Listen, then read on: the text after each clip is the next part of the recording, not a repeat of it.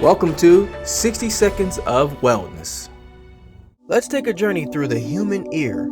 As we travel down the mysterious canal, we reach the destination of something called the tympanic membrane, which is also called the eardrum. It separates the outer ear from the middle ear. Nearby is the cochlea, which is a hollow-shaped bone that plays a key role in our sense of hearing. And right next doors we have the vestibule and the semicircular canals.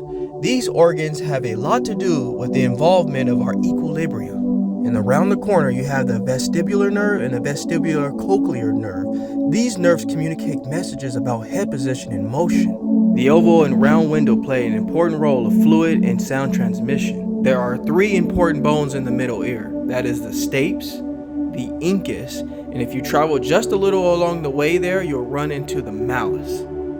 These 3 bones play an important role by amplifying and regulating the sound waves transmitted to the cochlea. If you enjoyed today's video of 60 Seconds of Wellness, please like, subscribe, and get notified. Take care, everybody.